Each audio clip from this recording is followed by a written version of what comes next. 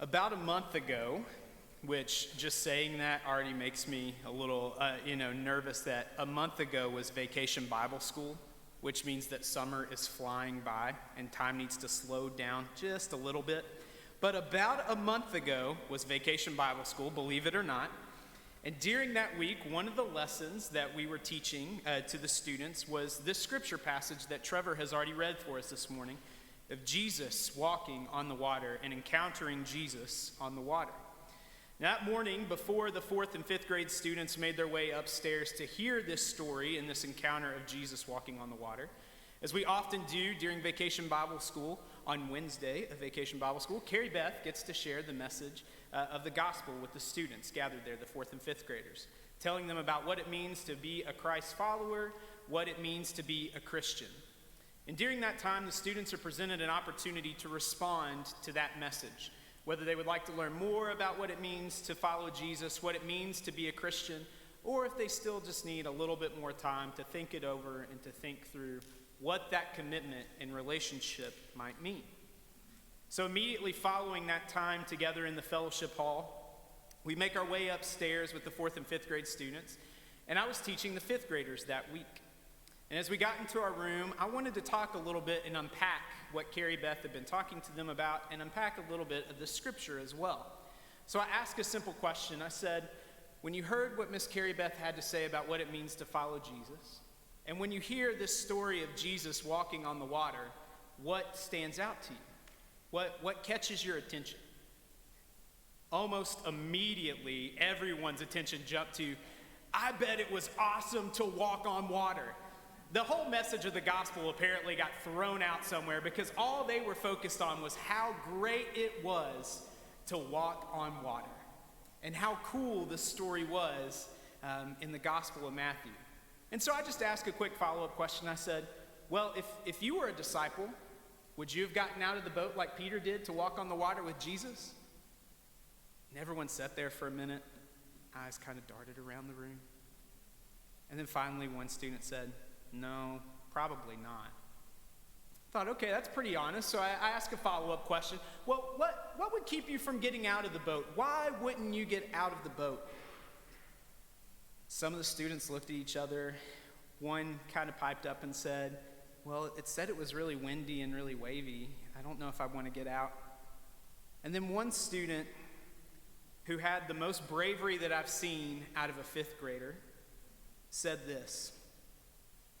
One thing that keeps me in the boat, how do we know that our faith of being a Christian is the right one? Aren't there hundreds of other religions out there? What makes ours different? Y'all, I was floored. I was not ready to talk about comparative religion in a VBS study. I was ready to talk about Jesus walking on water. And so we spent the next 15 minutes with me being able to share my faith story with those students, explaining what it is about Jesus that draws me into this faith and makes me want to be a follower of Christ. But that question and the honesty in the answer by that student, what keeps you in the boat? Well, my fears and my worries about all these other things. As I was thinking and praying about what to share during this sermon, that question kept creeping into my mind. What keeps you in the boat?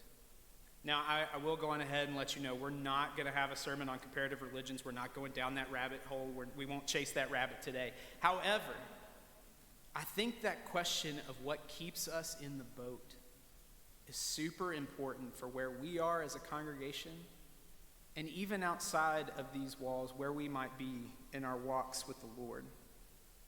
What keeps you in the boat? Now, to talk about that, we've got to define a few things, right? We've got to talk about what the boat is, what the winds and the waves are. We got to unpack this a little bit. Now, it's no secret, and Susan already kind of alluded to this earlier during our prayer emphasis time. It's no secret that we as a church are in the midst of transition. And I know that is a word that we have used endlessly since Dr. Baker retired a few months ago. But it's also true and telling of where we are as a congregation. We are in a season of praying and discernment, hopeful for our next pastor, knowing that God is already preparing them to come lead us. But before that person gets here, We know that the work of the church, the work of loving God and loving, caring for, and welcoming, including our neighbors, must continue, even if we're not sure how to do that work or what work actually needs to be done. So maybe the boat that we currently sit in, maybe we could just simply call it transition. Now, the winds and the waves, those are a little easier to define, I think. Perhaps it's anxiety, fear, worries, even our hopes for the future, our hopes for our next pastor, money or lack thereof, time or lack thereof. So many things constantly beat against us. And the truth is, transition or not, these winds and waves will always exist in our lives. We will constantly be facing the winds and the waves of things that overwhelm us. But the important thing to remember is that we don't face these things alone. As we'll see here shortly as we unpack this text for today, I love this imagery of Jesus because we find Jesus in the midst of the winds and the waves. The winds and the waves don't die down until Jesus gets back in the boat. When Peter's trying to walk on the water and when the disciples encounter Jesus, the waters are still fierce and the winds are still blowing, and yet we find God in the center, standing in the midst of those things. So when the winds and the waves are crazy in our lives, we have someone we can depend upon to be steady and strong during those times. But also look around this room. We have one another to depend upon as well. We have this community of faith, this community that is gathered together to worship, to lean on, and to help each other out during times of waves and wind. Again, we could simply define the boat as transition, but I think maybe that might be a little too vague. Perhaps we could define the boat a little more specifically. Maybe the boat we are currently sitting in is the boat of being tired, of being worn out. Perhaps it's even being aggravated, or maybe it's even the boat of, I just want to wait it out and see what happens. If we're not careful, the boat of transition that we currently sit in could easily and very quickly and almost effortlessly slip into the boat of complacency.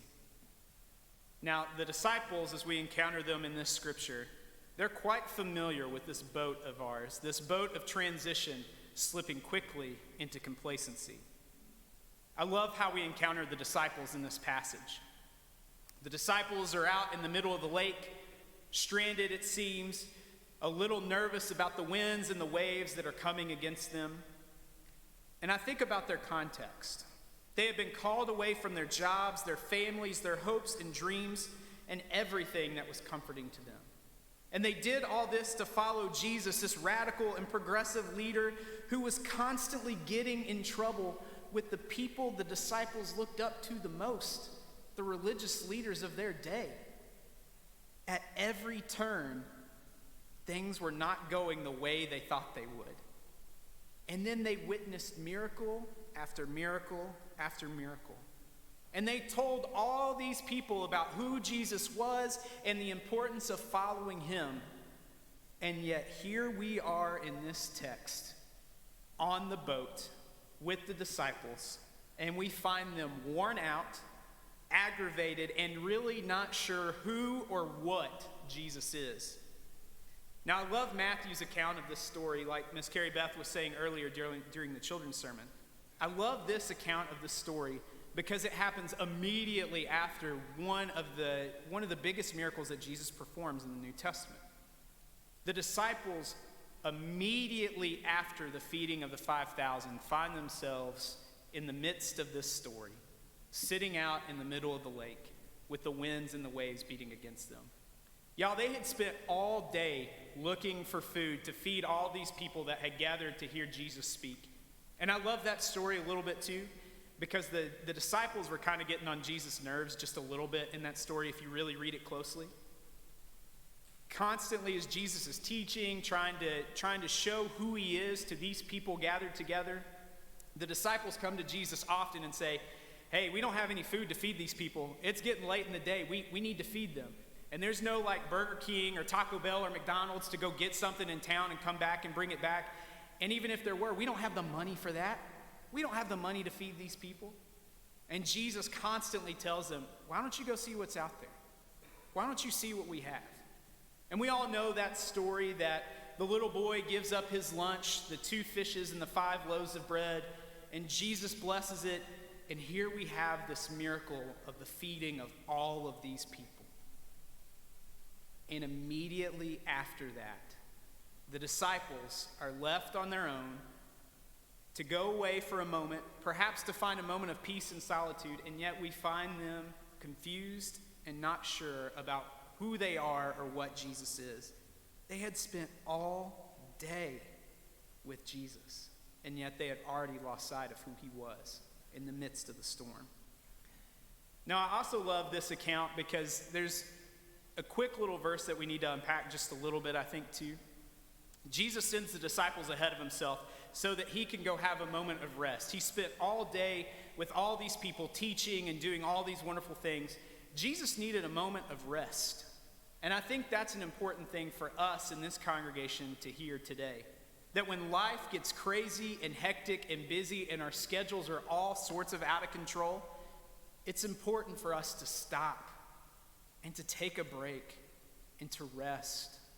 To be away from the things that make us busy, to be away from the chaos, to go away and to pray and to take some time to refocus. Maybe that's a few minutes, maybe that's a day, maybe that's a week.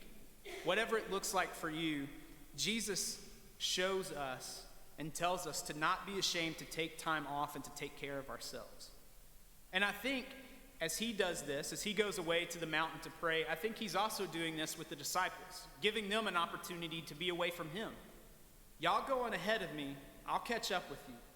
Take a time to pause and think about everything that just happened here on this mountainside. Think about that. And as we quickly discovered, the disciples did none of that. So after a little self-care time, Jesus makes his way back towards the disciples. And I love the way that Jesus does this. The scripture tells us that the disciples were pretty far out by that point in time. So Jesus didn't just go get another boat and row out there to them peacefully. No, Jesus does something really cool and Jesus-y thing, and he just starts walking on the water. So Jesus comes approaching the boat, walking on the water, and I love what happens next. Again, you would think the disciples would know who Jesus is pretty well by now. But as Jesus approaches the boat, I love that the scripture says, as Jesus approached them, they saw a figure in the midst, and they lost their minds and screamed, "It's a ghost!" And they hid very quickly behind the cover of the boat. And I can imagine it being like this. And very quickly, my favorite disciple, Peter, Lord, is that you? If it's you, please say something. And I imagine Jesus just had to be thinking, really? Come on. And so Jesus responds in a loving way and says, yes, it's me. Who else would it be? And so Peter, who I love dearly, I can imagine that he stands up in the boat and he says, well, Lord, if that's you, if that's really you, then can I come out and join you? And Jesus, I'm sure with a huge smile on his face, says, sure, Peter, just get out of the boat and come to me. Now, you can see the expression on Peter's face, right? Like, I like to imagine it this way. I imagine it being like Christmas morning, and I remember one Christmas morning for myself in particular, where I got like a brand new Nintendo 64, and I lost my mind that I got this awesome new video game system. I imagine it probably looks something like this. This is not me, but I imagine this is like Peter. So excited. Jesus just told me I could get out of the boat and come walk on water. Y'all, that's some excitement right there. Peter was out of his mind excited. All right, you can take the picture off. That excitement lends Peter to jumping over the wall of the boat. And I don't think Scripture does us a favor here by saying that Peter starts walking towards Jesus. No. Peter's enthusiasm, as we see throughout all the Gospels, I think Peter jumped out of that boat and started sprinting towards Jesus. A full-out run. I have to get there. This is it. Look at what I'm doing. This is the greatest gift of all time. But what happens? That same childlike enthusiasm and everything that propelled Peter to get up out of that boat quickly, he starts to sink. He's taken over by the fear and the concern of the winds and the waves that are still going. He had forgotten about those for a moment, and then he sees them, and he starts to sink. Now, Jesus is quick to grab Peter and to also give him a little bit of encouragement. He says, "Why did you look away from me? You were doing it. You were walking on water. Why did you look away?" You've got to have more faith, my friend. You've got to have more faith. Now, I'm sure in Peter's retelling of that story, he likes to leave that last part out, right? He probably just likes to tell people, "I walked on water and it was really awesome." But I'm betting those words of Jesus hung with Peter for a long, long time after that. Even as later when Peter would deny Jesus at the crucifixion, I'm betting those words of Jesus, "You got to have more faith, my friend.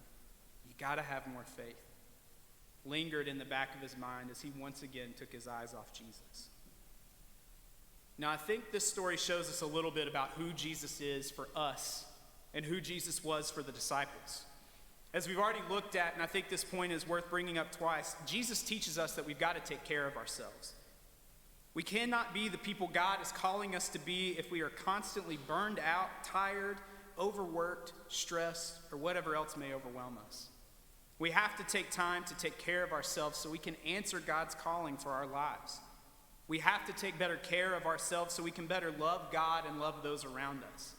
Jesus teaches us that self-care, finding time to get away, is important.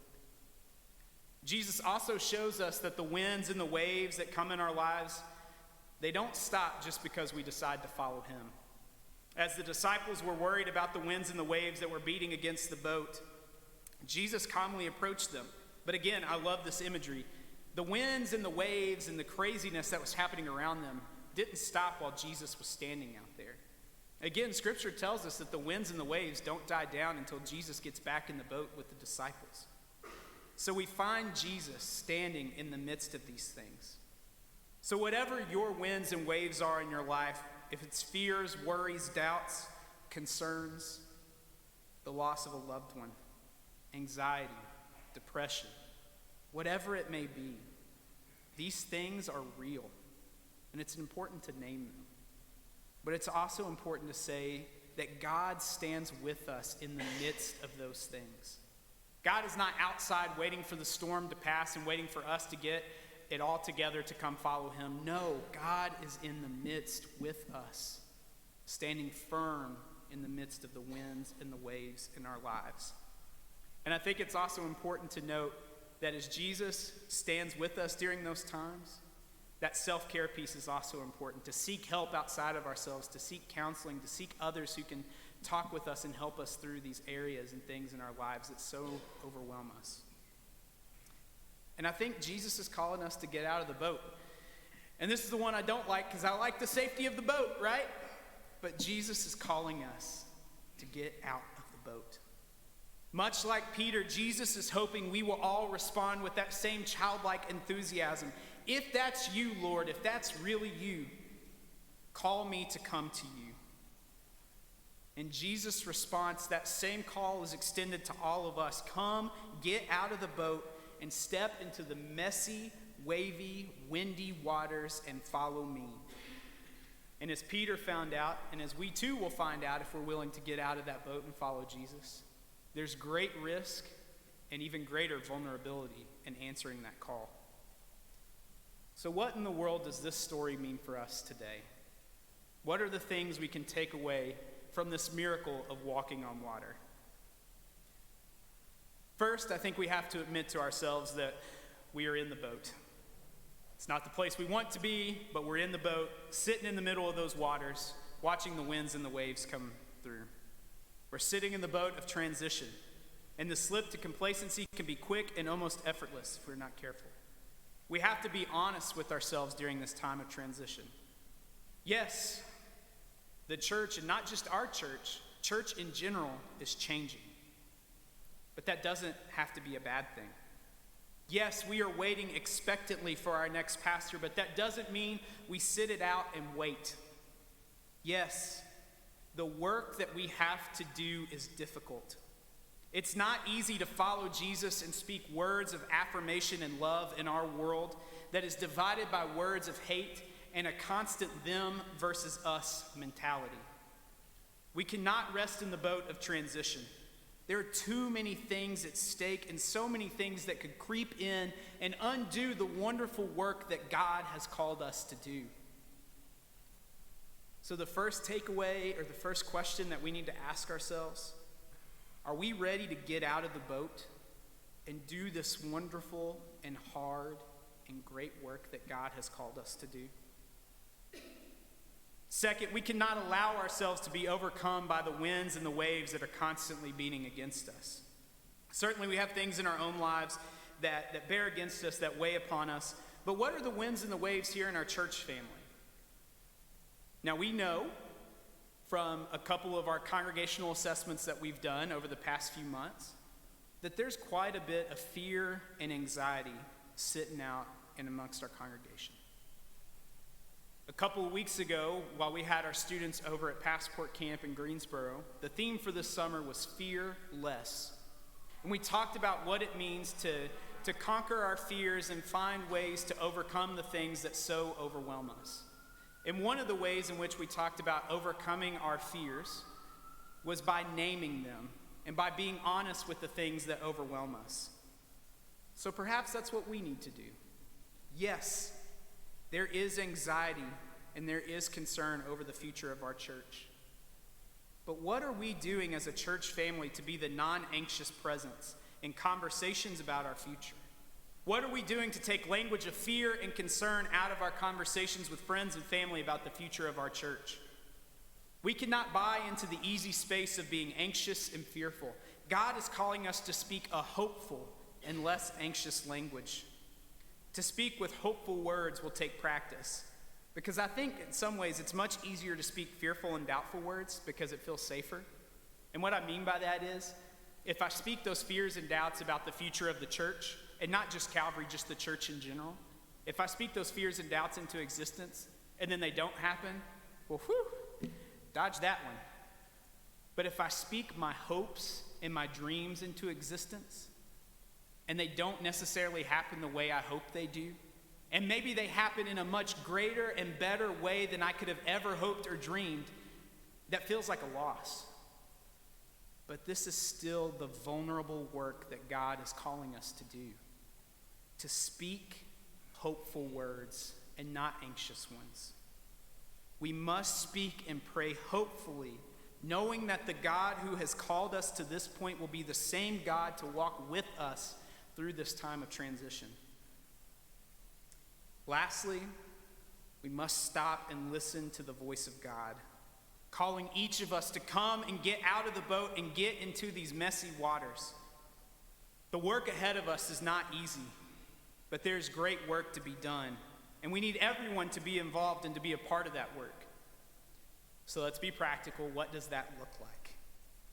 Well, you've already heard one way this morning that you can be deeply involved in the work of the life of this church.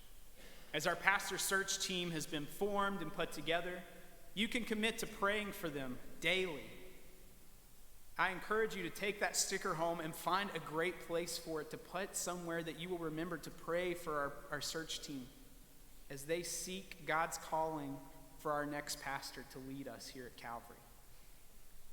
One of my ministry friends was telling me a couple of weeks ago too, one thing that we as church people don't often ask, but that would be a great starting question to ask, especially of the pastor search team, the transition team, and other folks involved in the life of the church here, is to ask a simple question. What do you need? What do you need? So maybe we commit to asking that question to these folks as well, and meaning it and following through with whatever needs they may have so that we can come together and work as a church family. Maybe it means you ask the staff in ways you can get involved in other areas of ministry. Yes, this is a shameless plug to come work with the youth ministry. Get involved in areas of life in the church. Find ways to plug in. And here's the big one, and I'm a little hesitant to say this because I know it can come with some repercussions. If there are areas that we as a staff, that we as a church have been blind to, areas that we need to improve upon, that you see and that maybe we don't, let us know about that. But here's the caveat with that. This is not just an excuse to come berate us and rebuke us, but come with answers, come with suggestions, come with ways to help so that we can better do this work together. And I think that would be a great place for us to start. So what is keeping you in the safety of your boat? I want you to take a moment. I know it's late in the service and this might be a little dangerous, but I want you to take a moment and close your eyes. Imagine that you're sitting in a boat in the middle of the water. The winds are coming in. The waves are beating against your boat. What is the boat you're sitting in? What are the winds and the waves that are constantly coming at your boat? Listen in the midst of all that noise. Do you hear that small voice speaking? Really listen for it. You can open your eyes. I hope we all hear the voice of God calling each of us to get out of the boat and to start the messy, hard, and life-giving work of seeing the kingdom of God come here and now. The messy and hard and life-giving work of learning what it means to love God and to love, care for, welcome in, and respect all people. The messy, hard, and life-giving work of walking through transition together, knowing there is a bright future ahead for our family here at Calvary and for the church in general. Do you hear that calling? Will you get out of the boat and follow? Would you pray with me, please? Loving and gracious God, we like to be comfortable. We like safety. We don't like to be vulnerable. But God, you're calling us to get out of the boat. Lord, I pray that I would have that same childlike faith as Peter, to jump out of the boat and start running. But God, I pray that my eyes would stay fixed upon you. Lord, the work that we have ahead of us is difficult, and there's a lot to do. Lord, it's not easy to show love and to show light in our world, but it is the work for which you have called us to do. Lord, in the midst of hard times in our lives, in the midst of chaos, in the midst of transition, allow us to open our ears and to hear your voice that calls us to come, get out of the boat, and to follow. Lord, help us to embrace this vulnerable area and to risk it as well, to follow you. For it's in Christ's name we pray and ask these things. Amen. This morning,